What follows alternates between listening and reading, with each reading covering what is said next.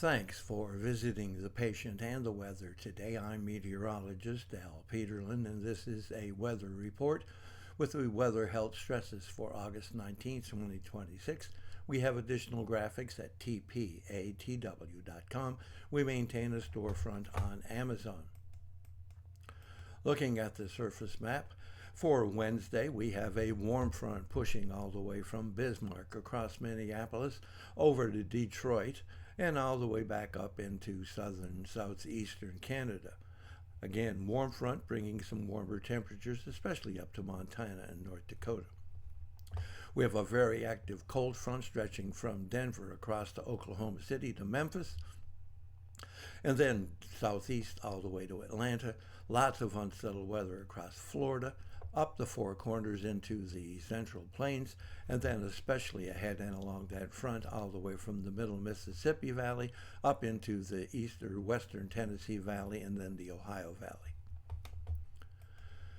Looking at our vitality index, that measure of individual weather elements that will have some difficulty, you'll see we have activity going on in the Four Corners, but especially here across New Mexico into eastern Colorado.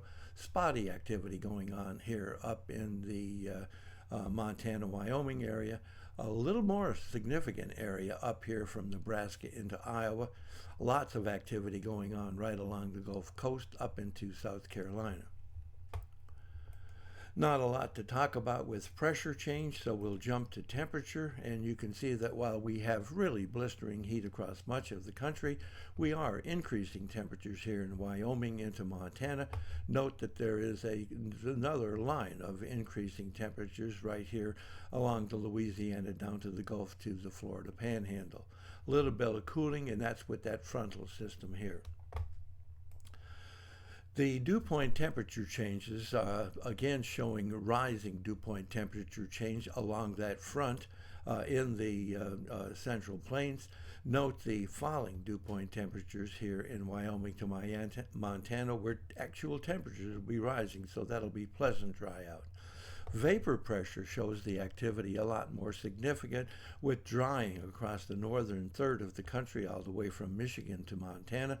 Note that one area of rising vapor pressure right here, stretching from eastern Colorado across the border of Oklahoma and Kansas and on into southern Missouri. Instability, another interesting story as the focus of instability jumps to Nebraska into Iowa. And then finally looking at the risk of asthma and arthritis with the oxygen change, we have that risk of migraine here across central Arizona into southern New Mexico. Another significant area of migraine risk, northeastern New Mexico into central Colorado. A more significant area running right across Kansas into Missouri, Illinois, Iowa, and back up into the easternmost portions of Nebraska and South Dakota. Also a risk of migraine across eastern Michigan. We also in the southeast have a risk of migraine across southern Georgia into South Carolina and eastern North Carolina.